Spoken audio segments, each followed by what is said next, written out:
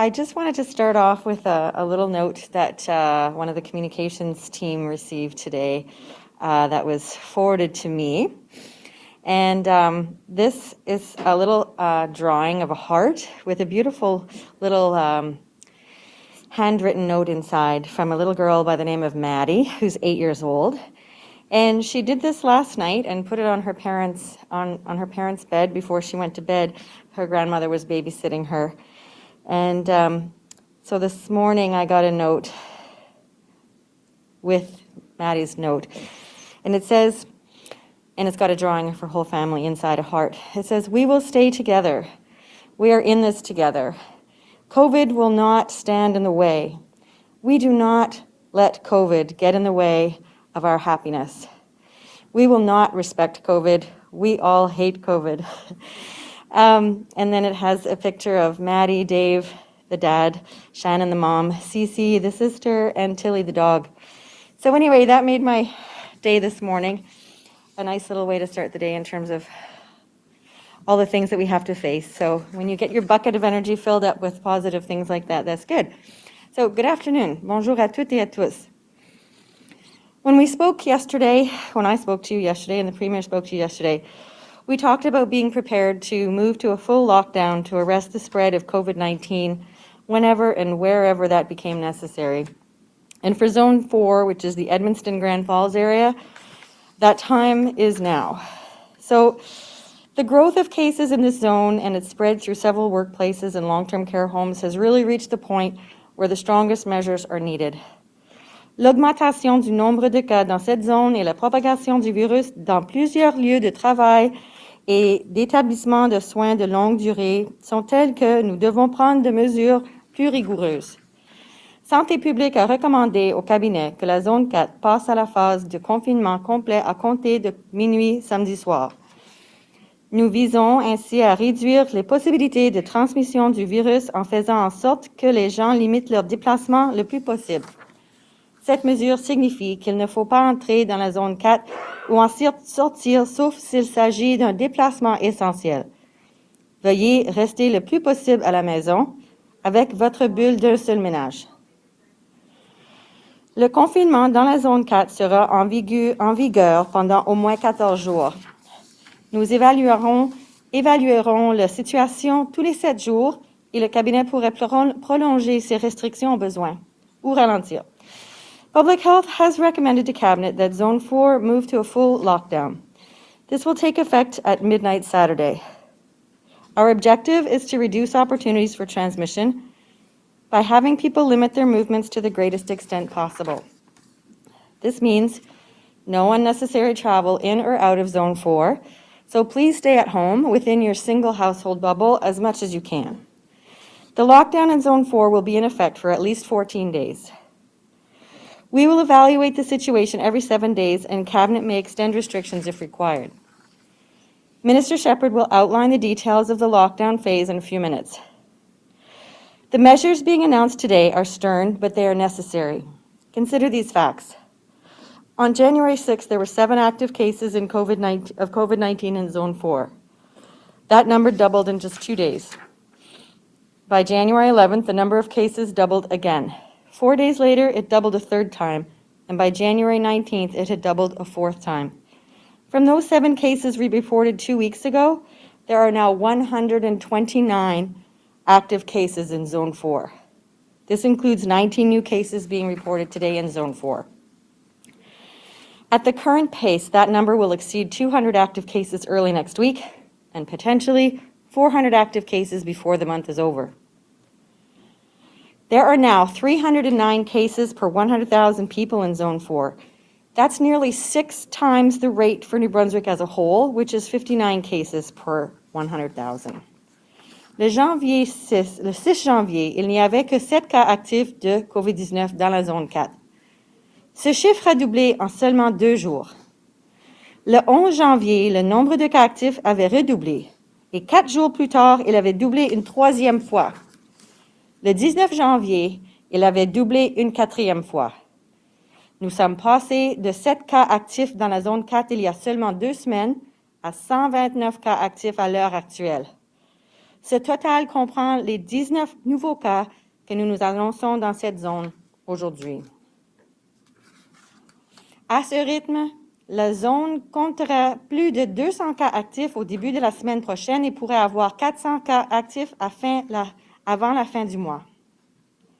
Il y a présentement 309 cas par tranche de 100 000 habitants dans la zone 4, soit près de 6 fois le taux pour le Nouveau-Brunswick en entier, qui se chiffre à 59 cas par tranche de 100 000 habitants. And we are testing more in this zone and seeing more positive results than anywhere else in the province. So we really can't let this go on. By locking down now, we hope to slow the transmission of the virus so that we can effectively trace cases as they emerge and get their contacts into self-isolation as quickly as possible. Zones 1, 2, and 3 will remain at the red alert level. As we have seen in Zone 4, circumstances can change very, very rapidly. And so we will continue to monitor the growth and the spread of the virus in these zones. Zones 5, 6, and 7 will stay in the orange alert level. And while case numbers remain low in these zones, we want to be sure that the virus is not accidentally carried from one of the other regions of the province to our neighboring or other neighboring jurisdictions. And so that's why we need people to stay at home. We also need people to continue to be tested if they have mild symptoms.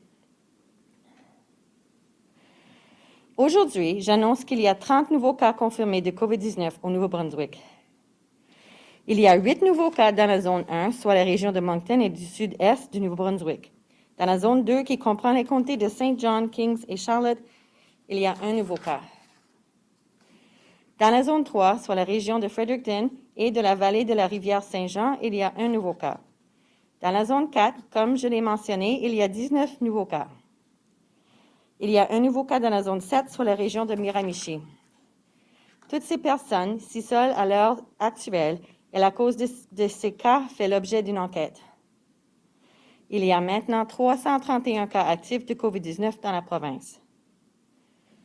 5 personnes sont hospitalisées à l'heure actuelle, dont 3 aux soins intensifs. Today, there are 30 new confirmed cases of COVID-19 in New Brunswick. In Zone 1, which is the Moncton and southeastern New Brunswick area, there are 8 new cases. In Zone 2, which is St. John, Kings, and Charlotte counties, there is 1 new case. In Zone 3, which is Fredericton and the St. John River Valley, there is 1 new case. In Zone 4, as I mentioned, there are 19 new cases. In Zone 7, which is the Miramichi region, there is 1 new case.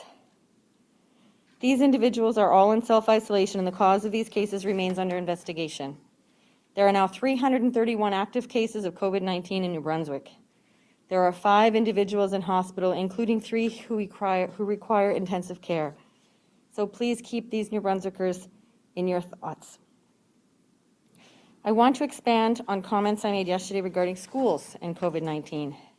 And when I speak to you, I wear my physician hat, family physician, public health physician, but I'm also a parent. So I have 2 kids, 2 teenagers who attend school here in Fredericton. One of them has asthma, actually, and I wouldn't knowingly do anything to put their health at risk.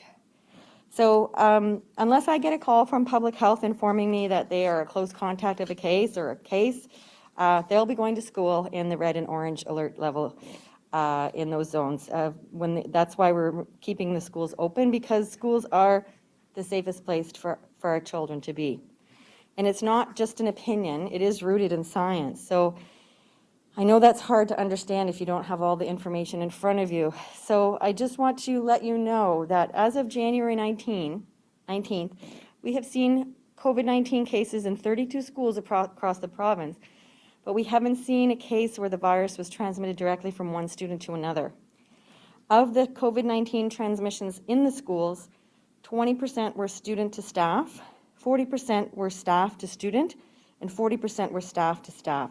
So you see 80% of the cases were staff related, and less than 1% of all New Brunswick school students have contracted COVID-19 and been exposed in their school. Les écoles situées dans les zones en phase d'alerte rouge ou orange sont demeurées ouvertes car les écoles constituent l'endroit le plus sécuritaire pour nos enfants. Il ne s'agit pas d'une simple opinion. Cette décision est ancrée dans la science. En date du 19 janvier, Des cas de COVID-19 ont été signalés dans 32 écoles d'un bout à l'autre de la province, mais il n'y a toujours pas eu de cas où le virus a été transmis directement d'un élève à un autre. De tous les cas de COVID-19 qui sont transmis dans l'école dans la province, 40% ont été transmis d'un membre du personnel à un autre, 40% ont été transmis d'un membre du personnel à un élève et 20% ont été transmis d'un élève à un membre du personnel. Moins de la moitié de 1% de tous les élèves du New-Brunswick ont contracté le COVID-19 et été exposés les autres à l'école au virus. There is also many benefits to being in school that cannot be scientifically measured. We know that attending school has a positive effect on children, not just during the pandemic, but every day. Under difficult conditions, we see that children need the sense of security they get from school.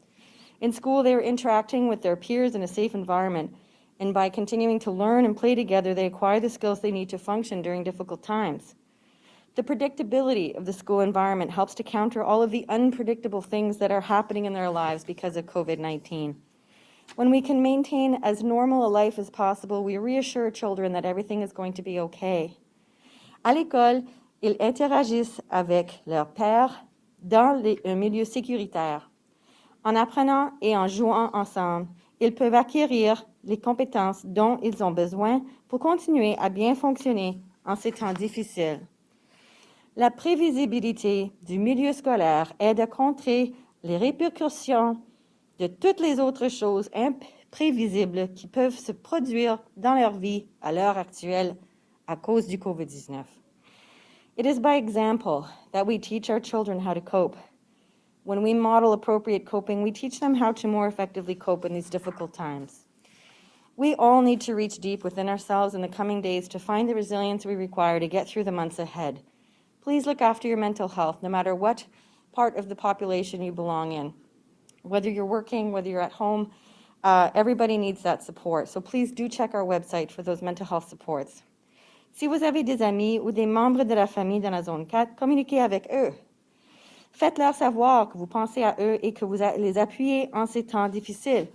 Et je vous dis aussi que si vous avez des problèmes avec la santé mentale, vous avez besoin de support, s'il vous plaît, vérifiez sur notre site web pour tous les supports pour la santé mentale. Si nous appuyons les uns les autres et si nous suivons les directives et les consignes de santé publique, la zone 4 pourra quitter la phase de confinement le plus rapidement possible et nous pourrons la remettre avec le reste du Nouveau-Brunswick sur la voie de rétablissement. If you have friends and family in Zone 4, reach out to them. Let them know you are thinking of them and supporting them through these difficult days. If we all support one another and follow public health guidance and advice, we can get through this lockdown phase quickly and get Zone 4 and the rest of New Brunswick back on the road to recovery. Thank you very much.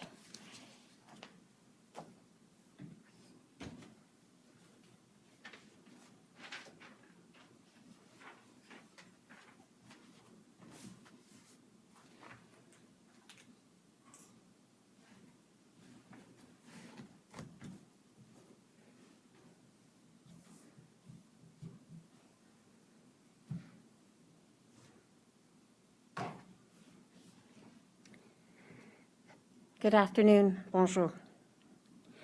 Since the beginning of January, we have seen a concerning rise in COVID-19 cases across New Brunswick.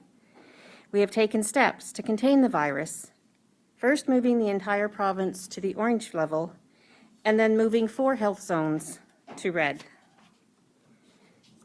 While case numbers are beginning to level out in most regions, the situation in Zone 4, the Edmundston region, is still escalating. We had all hoped it would not come to this, but unfortunately, it has become clear that further restrictions are required to control the spread of COVID-19. Based on the advice of Public Health, Cabinet and the All-Party Cabinet Committee on COVID-19 have made the decision to move Zone 4 to a full lockdown. This lockdown will begin tomorrow, Saturday, January 23rd, at 11:59 p.m. or at midnight Saturday night, and will last a minimum of 14 days. We wanted to give residents and business owners in Zone 4 an extra day to prepare as this new situation evolves. We have not been in a full lockdown since last spring. Over the last few days, we have been in regular meetings with public health to determine what exactly this lockdown should look like to have the greatest possible impact. I can now provide those details. During the lockdown, all K-12 schools and post-secondary facilities must close and move to virtual learning only. A device loaning program will be available for families of students in grades K-8 who do not have access to technology at home. If required, delivery or drive-through pickup processes will be available for families who need to access materials or supplies for their children. More information will be available through your school or school district. Non-regulated healthcare providers must close unless they can provide their services virtually. Regulated healthcare professionals can stay open with an operational plan in place outlining enhanced measures. They are encouraged to provide virtual services whenever possible. Indoor formal gatherings, including weddings and religious services, are not permitted. Funerals must be limited to a single household bubble. Religious services can only be held virtually. Public walking trails may be used for individual use, but people need to maintain 2 meters of physical distancing outside their single household bubble. Public spaces, including rinks, snow hills, and downhill skiing, are closed. Outdoor activities with members of your household bubble is permitted, such as snowshoeing, ice fishing, and cross-country skiing. But outdoor warming stations, gathering locations, are closed. Groomed managed trails for snowmobiles and ATVs are closed. Restaurant dining rooms, gyms, recreation and sport activities, entertainment centers, and salons and spas must remain closed. Farmers markets must also close. Only essential businesses are permitted to remain open. That includes early learning and childcare facilities, which continue to operate with additional health and safety measures. A wage top-up program of $3 per hour is being offered to early childhood educators who continue to work through the lockdown. Additional funding will also be made available to operators of open facilities through the COVID-19 grant to support implementation of increased health and safety measures. Stores that sell things like food, medication, and hardware supplies can stay open, but they may only sell essential items. This is different from last spring. We are trying to minimize interaction. Fewer people going out and about for non-essential reasons will allow us to get out of this lockdown faster. No lottery tickets of any kind can be sold in person. They may be purchased online only. Businesses that provide repairs, plumbing, electrical, environmental cleanup, transportation and cleaning services may continue to operate. Construction and maintenance operations, as well as essential manufacturing and processing services, are permitted. Restaurants are allowed to provide drive-through, takeout, and delivery options. Post offices, NB Liquor, and Cannabis NB stores will remain open. Vet clinics and animal hospitals can stay open with curbside animal drop-offs. Financial and lending institutions and customer contact centers can continue to operate, although virtual options should be used if possible. Public libraries will remain open only so people can access internet services. After our lockdown in the spring, we recognize that some people need internet access to connect with essential services. Law and accounting firms must provide their services virtually. Anyone who is able to work from home is highly encouraged to do so. If that is not an option, employers must limit employee contacts by assigning consistent shifts when possible and keeping a record of names and shift times. Common areas in workplaces for breaks or lunch are not permitted. A complete list of businesses that are permitted to operate will be available shortly on the Government of New Brunswick coronavirus website. I know these rules will impact many businesses, and I want to remind you that you do not have to face these challenges alone. The federal government has created a short online questionnaire available at canada.ca that allows you to describe your situation and explore supports that may be available to you. During the lockdown period, evictions will not be permitted. Landlords must wait until at least 10 days after the lockdown has ended to proceed with an eviction. Since Service New Brunswick locations will be closed, Zone 4 residents will be able to use expired licenses until 10 days after the lockdown ends. While in a lockdown, please continue to stay within your single household bubble, which can still be extended to include a caregiver, an immediate family member requiring support, or one other person who requires support. With schools closed in Zone 4, we understand that essential workers may have concerns about making appropriate childcare and virtual learning arrangements. That is why, while under lockdown, a single family household bubble can extend care to children from another household bubble for the purposes of informal daycare or online education support. This must be the same household bubble for the entire lockdown period. Carpooling with others for work, school, medical appointments, or to access essential services such as groceries is permitted. When carpooling with passengers outside your household bubble, continuous mask use and maintaining physical distancing is required. Public transit is allowed with physical distancing and the continuous use of a mask. Taxis are also permitted with continuous mask use, but passengers must sit in the back seat and must be part of the same household bubble. Everyone should stay home as much as possible. Please only leave your home for essential reasons, such as buying necessary items like groceries, going to work if you cannot work from home, medical appointments, or for childcare and custody arrangements. There should be absolutely no non-essential travel in or out of Zone 4 at this time. We know that the virus doesn't travel alone. It travels because people travel. That is why we are tightening travel restrictions for those entering New Brunswick.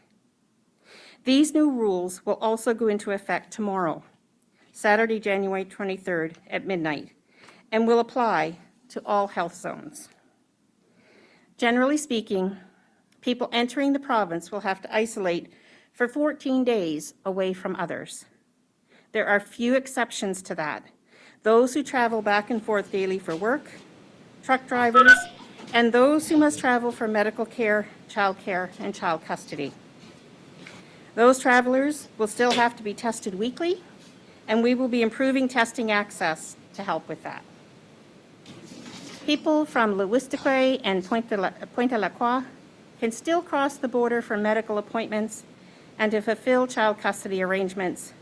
They can also come once a week to purchase essential items.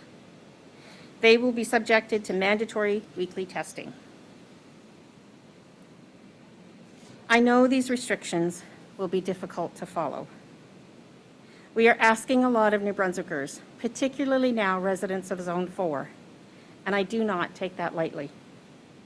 As Dr. Russell has said, the cases we are reporting are only the ones we know about. We can only assume that there are more cases in our communities that have not yet been confirmed. While Zone 4 is moving into lockdown, Zones 1, 2, and 3 will remain in the red level. Zone 5, 6, and 7 will remain orange for now. We are constantly reassessing the situation. We will be meeting with public health in the days ahead and if the numbers are trending in the right direction, we may be able to move at least Zone 2, the St. John region, and Zone 3, the Fredericton region, back to orange. No matter where we live, we must behave as though COVID is all around us. Please follow the rules that apply to your health zone.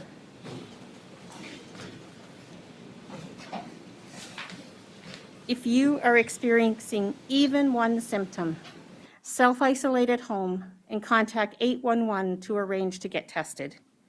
You can also help protect yourself by downloading the COVID Alert app on your phone. By following the rules, we can get our province back to less restrictive levels. Please continue to wear a mask, keep a safe physical distance from others, stay in your single household bubble, and avoid traveling to other zones. New Brunswickers are resilient. We have worked hard since this pandemic began to slow the spread of the virus. For months, we were able to enjoy a more normal life with fewer restrictions. I know that we can do that again. By working together, we will make it through this current situation. Let's do our part to move New Brunswick back to the yellow alert level. Thank you. Merci.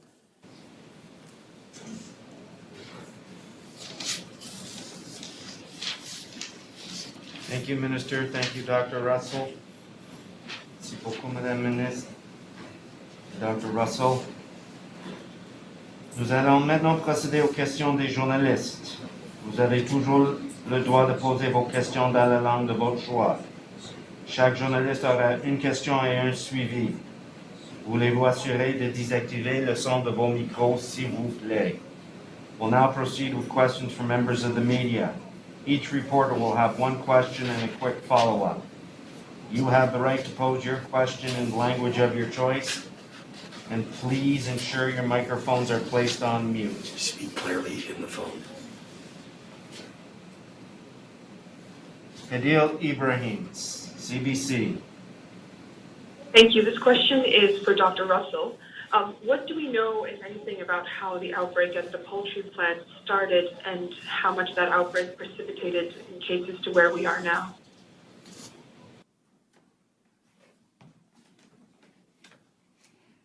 The contact tracers in that zone have been doing a lot of work, and we actually have a relatively good idea of all the outbreak clusters that are connected and those that are not. And I'm pretty sure that in Zone 4 there are several different clusters, including clusters that haven't been linked yet. So I can tell you the number of cases in total that are from the Nadeau poultry farm that have been diagnosed. There are 28 employees, but in terms of how many that has contributed to the outbreak, as I mentioned in my speech, the cases doubled every several days over the course of the last 2 weeks.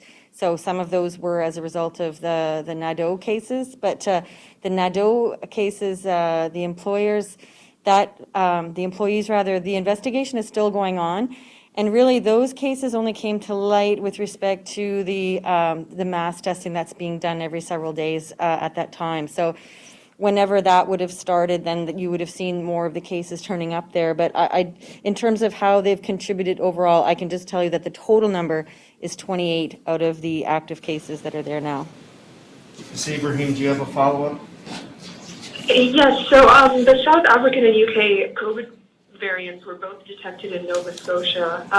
Have either of them been detected here, and how will their appearance in Nova Scotia affect our border policy with that province and workers who go back and forth there? Well, we are very concerned about that variant coming into New Brunswick, and so any measures that we look at between Nova Scotia and New Brunswick will definitely take that into account. But as of right now, we have travel restrictions that are based on our other borders with Quebec and Maine, but I don't think they apply to PEI in Nova Scotia, but I'm going to let Minister Shephard speak to that. I will just add, there will be I'm sure, a list of the travel restrictions put on, but we have strengthened travel restrictions for out-of-province travel. And so there will be mandatory isolation where there hadn't been before, with some exceptions. There will be weekly testing where there hadn't been before, with some instances. So we have strengthened cross-border travel. Thank you, Ms. Ibrahim. Jean-Philippe Thank you. Hugues, Radio-Canada. Jean-Philippe. Oui, bonjour. Si la situation est aussi urgente que vous le dites pour la zone 4, pourquoi attendre à samedi pour imposer le confinement plus rigide plutôt que de le faire finalement dès ce soir? Maybe Dr. Russell could follow me en français.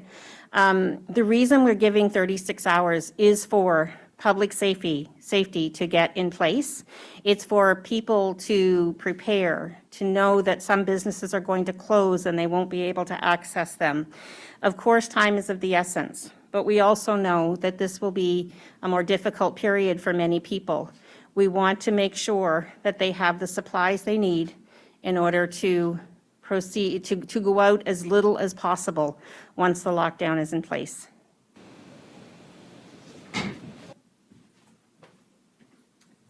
Alors, juste pour répéter ce que le ministre Shephard a dit en anglais, on donne le temps à les entreprises pour préparer pour fermer. On donne du temps à le département de sécurité publique pour aussi faire des préparations.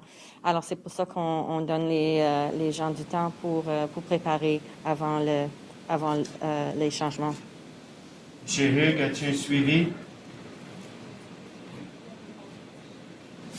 Oui, j'aimerais savoir s'il a été question, aussi peut-être dans une autre phase ultérieure, est-ce que les discussions au sujet d'un couvre-feu, est-ce que c'est quelque chose qui pourrait arriver éventuellement?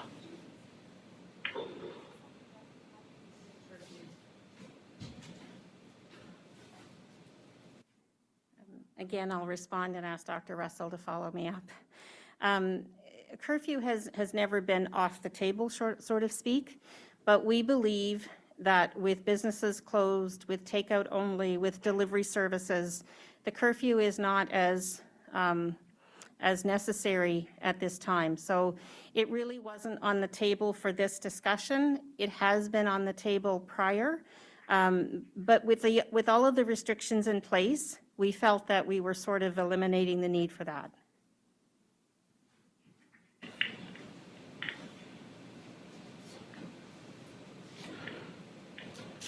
Merci, Monsieur Hugues. Vicky Hogarth, CHCO-TV. Thank you, Bruce. My question is either for Dr. Russell or Minister Shephard or both. Of the children under 18 who've contracted COVID-19 in New Brunswick, what has the spectrum of their symptoms been, and have any been serious cases?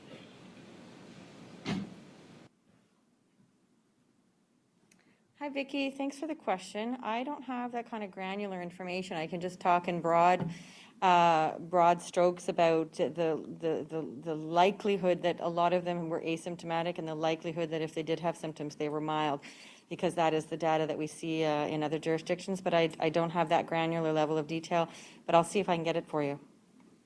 Follow-up, Ms. Hogarth? Thank you. Do we have a projected timeline for when all residents of long-term care homes will be vaccinated, and approximately when can teachers and child care providers expect to be offered the vaccine? So we have information on our goal, our target is end of March to have all the long-term care facility residents vaccinated. And again, that's all predicated on supply, and we don't have control over the supply, as you know. And so the next level after that priority group in after March, we're still working on those details. Again, it's all predicated on supply, and it is still under discussion in terms of, we had one iteration, many iterations actually on our in terms of our discussions, and it probably will change again. So people have asked, well, why aren't you putting any information on that out? Well, whatever information we do put out on what our plans are, please know that it's a work in progress. It's under construction, because the timelines will keep changing, and some of the things, some of the information that we receive will continue to change. So we have to be flexible and evolve with it. But the plan would be in that second quarter, so in April to June, we would have another level of priority groups identified then. But for the general population, I think what the general population needs to know, if you're relatively, healthy and under the age of 55, you would be prioritized in the very last group from June onward. And that's what's on the federal website as well around, our goal is to have everybody vaccinated by the end of 2021. But we're hopeful that the majority of the people that don't get vaccinated, because of the limited number of doses, which again, we don't even have all the exact numbers and details on, that the majority of the population will be able to get vaccinated from June onward. But in that second, so the first phase will be long-term care facility residents, healthcare workers, people 85 and over, and adults and First Nations, adults and First Nations communities. But for that second quarter, we're still working on that, but it will be people 75 and over, and some other groups and first responders. But again, that's under discussion. Again, everything keeps changing with respect to the timelines and the dosages, and the vaccines are going to be available. So, and pharmacists are included in that second quarter. Thank you. Thank you. Laura Lyle, CTV. Thank you, Bruce. This question is for Dr. Russell. Dr. Russell, do we currently have any outstanding samples from New Brunswick that we're waiting to have tested to see whether or not they are variant forms of COVID-19, like has been detected in Nova Scotia? To my knowledge, we sent 5 that came back negative already. My understanding is there would be 6 that are outstanding right now that we're waiting to receive information on. Do you have a follow-up, Ms. Lyle? I do, thank you. This would be a question for either Dr. Russell or the Minister, but how much of a problem is people traveling between health zones? What is it you're seeing on that front?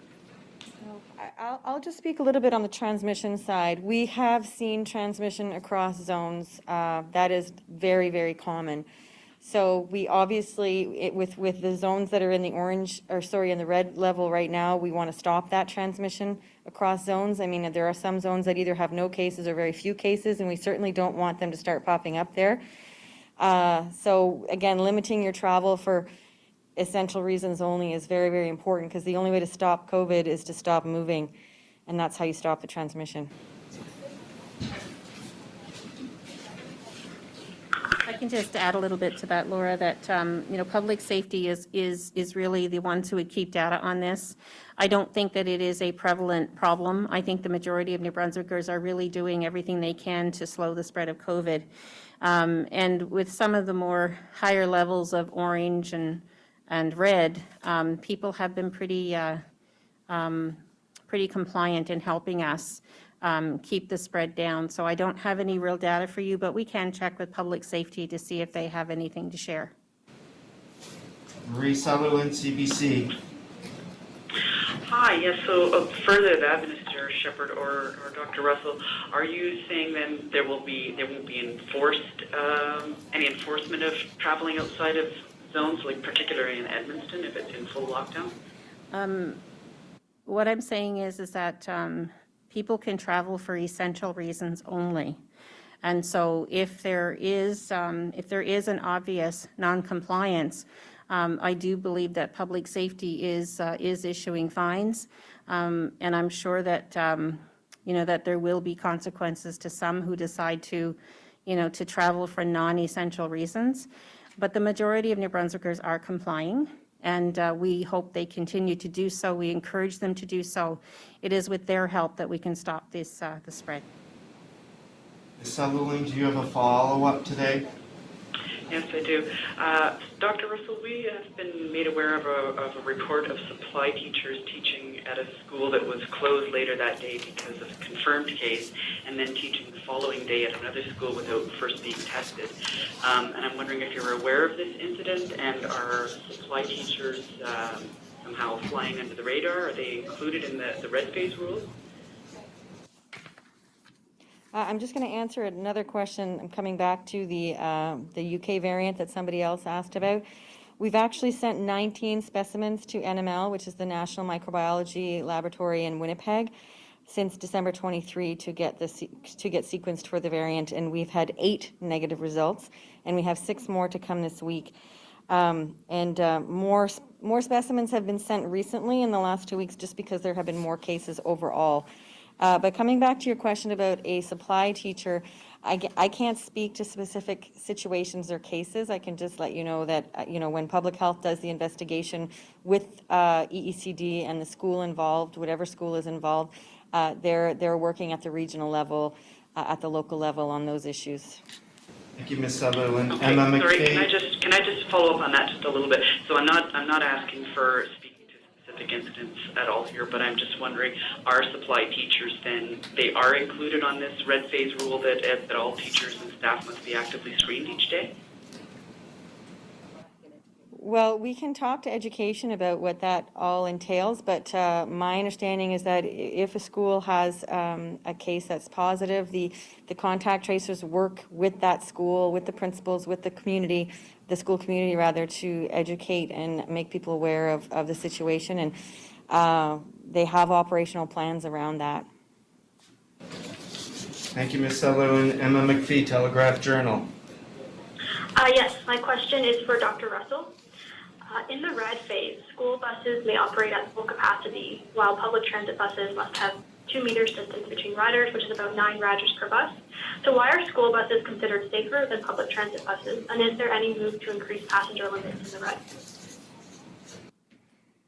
So EECD has a very robust operational plan around school buses. So in any outbreak situations, the contact tracing is very easy because there's a record of all the kids and where they sit and if they're siblings or not, and they're allowed to sit in the same seat, and if not, they have to be, every other seat. That's why they had asked parents at the beginning of the school year to voluntarily offer to drive their kids to reduce the number of kids that are on buses. So again, when we've done contact tracing, when there's been cases affiliated with schools, again, they have a very robust operational plan to help with the contact tracing. So it would be in that operational plan, and we've been working with that, and we're comfortable with that.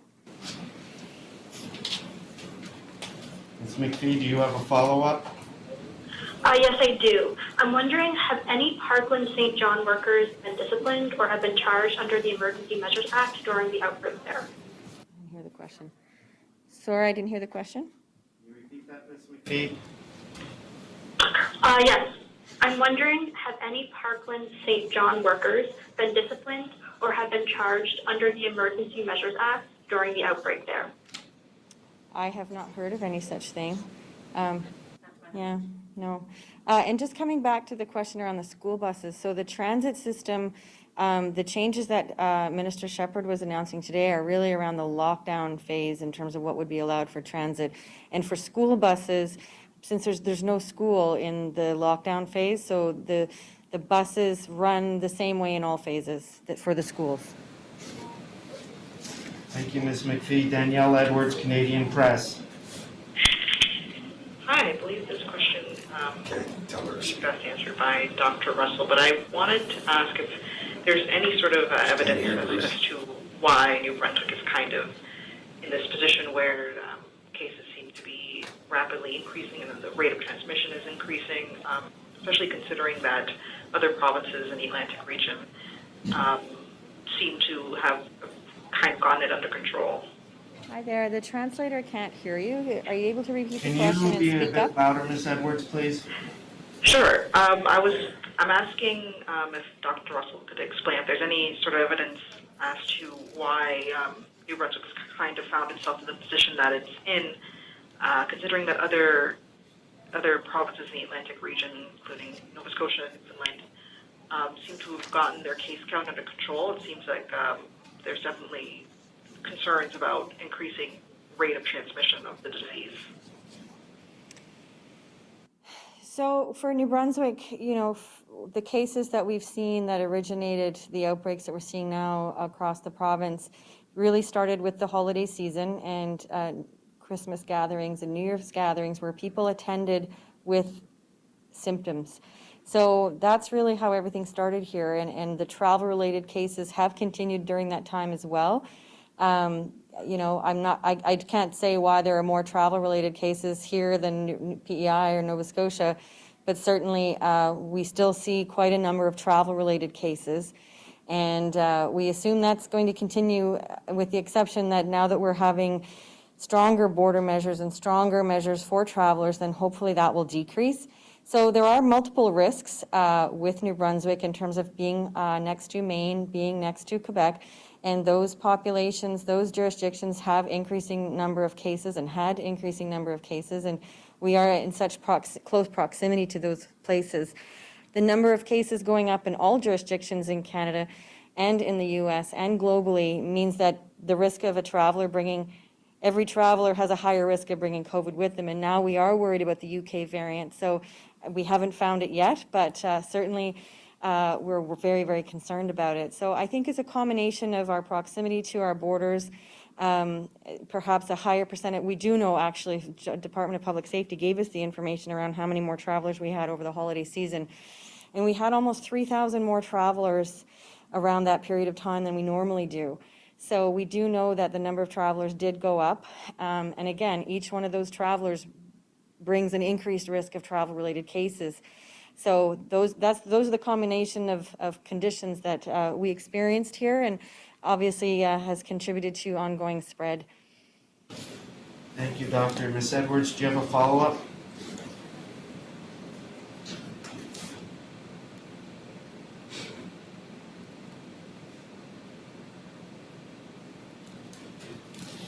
Ms. Edwards, do you have a follow-up today? Oh, so sorry. I was on mute. I'm so sorry. Yes, I do have a follow-up. I wanted to follow up on a comment that Premier Higgs had made in the previous briefing about the fact that zones 1, 2, and 3 could be moving to the orange level of the recovery plan in a matter of days instead of weeks or months. Is there a timeline for pushing those particular zones back to orange? We have found that zones 2, 5, 6, and 7 are trending in the right direction. And so in the coming days, we will be meeting again with public health to assess that. We rely on public health assessments for that to come forward. And so when that does, we will convene COVID cabinet and cabinet to make those decisions. Okay, thank you. Hold on, Ms. Edwards. Yeah, we will be assessing that on a daily basis. But in terms of, you know, when would we realistically see the right kind of trends for enough days in a row? Definitely, we could be having those meetings as early as the weekend, perhaps Sunday or Monday. But again, we'll just keep following the data. The other thing I wanted to add around the combination of factors that contributed to our outbreaks here in New Brunswick, we did have a lull in our testing over the holiday season. We definitely had way fewer people getting tested, and we know that, again, people who were going to workplaces and gatherings with symptoms did not know they had COVID-19, and therefore they did not know that they were contagious. So that was a problem. We've bounced back from that, but we still have a couple of zones where we're not completely convinced that the testing is as high as it should be. In fact, Zone 7 is one of them. We do have additional assessment centers that are opening soon. One just opened up in Olac, or Clare, sorry. We have one opening up soon in Sussex, one in Sackville, one in Perth Andover. And there might be also Perth Andover began taking appointments today, and the location is at the Perth Andover Baptist Church. So trying to boost our testing, definitely, if people have symptoms, even if it's one symptom and even if it's mild, people need to get tested. We are seeing a lot of transmission from people who did not get tested. Even if they had a mild symptom, they did not realize it was COVID, they did not realize that they were contagious, and they went to work or school or a gathering and transmitted it that way. Thank you, Ms. Edwards. Thank you, Doctor. Callum Smith, Global News. Thanks, Bruce. My question is for Dr. Russell. Dr. Russell, I've noticed a bit of a change in the education policy on the EECD website between January 17th and January 20th. The updated information says all school personnel are now required to get tested after a positive case within the red phase. I'm wondering if that includes students and if this is also the case in the orange phase. It's the staff only. Mr. Smith, do you have a follow-up? And I believe that it's in the red phase because that's the time that they would be closing schools if there was one case. I don't think that's the same protocol in orange phase. They wouldn't be closing a school in the orange phase because of a case. Thank you, Doctor. Mr. Thank Smith, you. do you have a follow-up? Yeah, and just to back up a bit, I guess on that point, we've heard all along, no news is good news. I'm wondering why people aren't required to isolate until they receive negative test results. I understand in some cases the schools are closed, but more so thinking of people being out in the community after a possible exposure. We do want people to self-isolate if they are waiting for the results. The people that are in zones that are red, they need to self-isolate while they're waiting for their test results, even if they only have one symptom.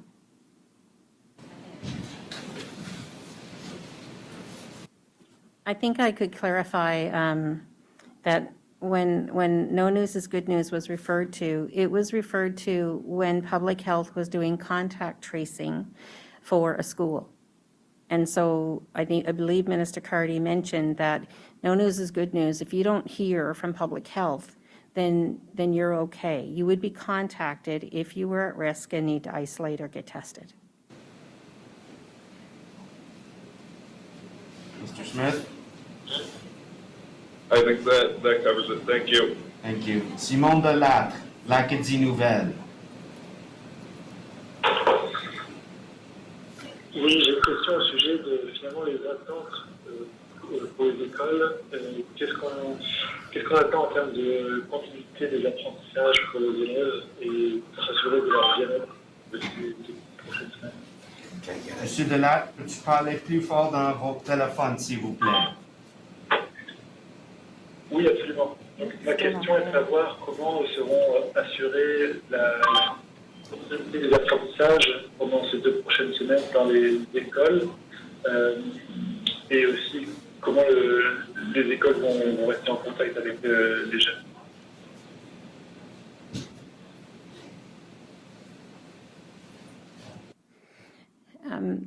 The good thing is, or bad thing, is that this is not the first time that there has been a lockdown in the province. We learned a lot from our early on lockdown in March, April, May, etc. And so virtual learning really has become a staple within our school system.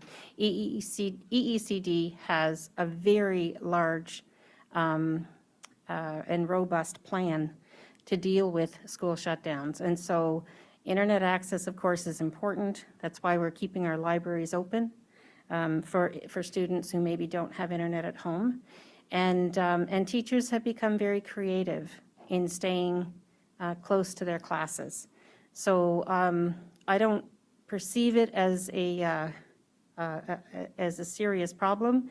I perceive it as a challenge, and EECD has a good, robust plan to deal with it. Monsieur Delattre, as-tu un suivi cet après-midi? Oui, j'ai une question par rapport au foyer de soins. J'aimerais savoir si est-ce que vous dites que les visites seront interdites ou restreintes d'une certaine façon.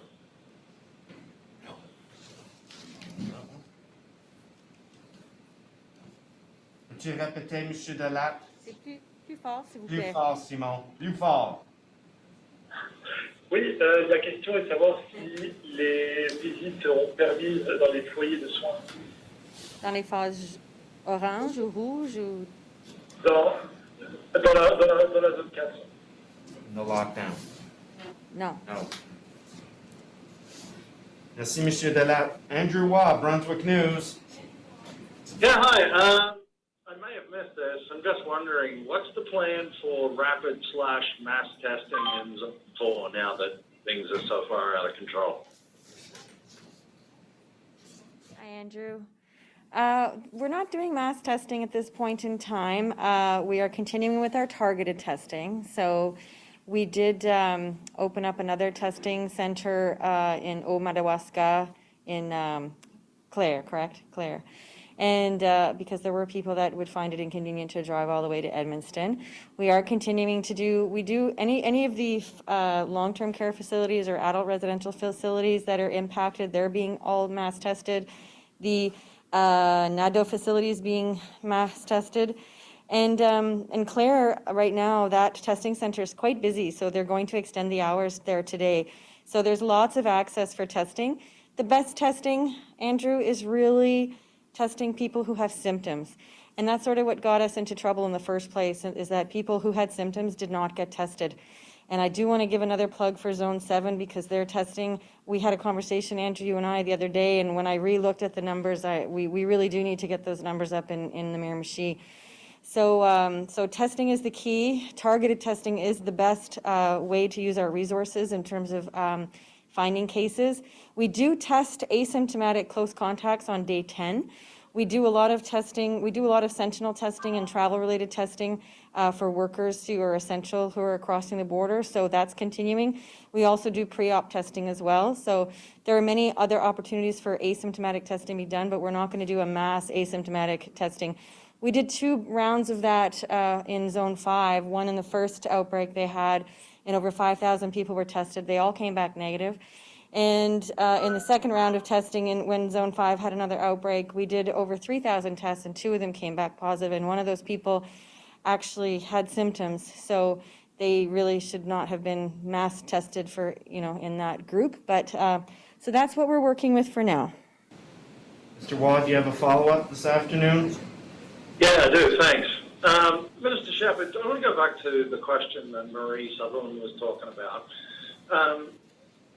Why wouldn't you set up, checkpoints on roads and highways now? I mean, this section of the province is by far the most out of control, but your answer was kind of like, well, we're going to encourage people not to do it, and if we catch them and they're not traveling for essential reasons, then they'll get fined. But how exactly do you plan to catch somebody who's driving down the Trans-Canada? Are you just going to pull them over for no reason?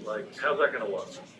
Hi, Andrew. I'm going to take that question because it did come up in our discussions, and the resource allocation for making sure that any of these pieces of the mandatory order are enforced, whether it's in the mandatory order or not, there are a lot of enforcement issues that just require a lot of resources. So in terms of a targeted approach, they've always been very helpful with us when we wanted to do spot checks with WorkSafe around workplace issues. With respect to travel, my understanding is that, with the resources we have available, that if somebody is pulled over for a reason or another, they will get asked about their reasons for travel at the same time. Just for a recap of the cases today, there are 30 new cases in the province. 8 are in Zone 1, 1 is in Zone 2, 1 is in Zone 3, 19 are in Zone 4, and 1 is in Zone 7, which is the Miramichi region. We haven't heard from cases in that region for a while. Now, just for another recap, Zone 4 will be in full lockdown as of midnight tonight, and the lockdown will at least last for 2 weeks, could be longer. Zone 1, 2, and 3 still remain in the red level of recovery, although Dr. Russell and Dorothy Shephard said that Zone 2, 5, 6, and 7 are trending towards going orange once again. Now, if we want to do a recap of active cases, and this will explain what the trending actually means. In terms of active cases, there are 331 active cases in the province right now. 80 of those are in Zone 1, that's the Moncton region. 48 are in Zone 2, which is, if you are watching in Charlotte County, our zone, that's the St. John region.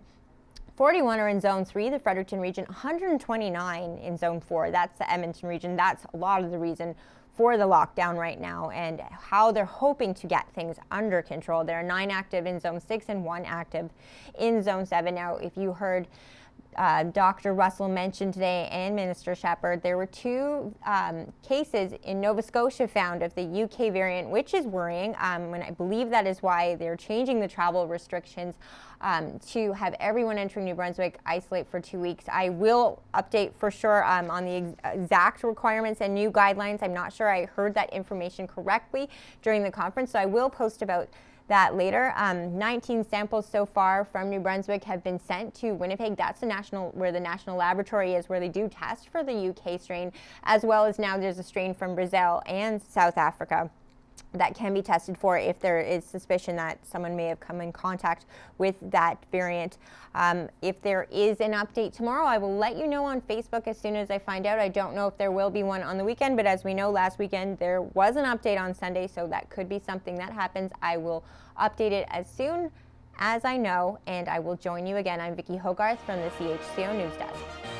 A news and public affairs production of CHCO-TV, New Brunswick's only source for independent community television.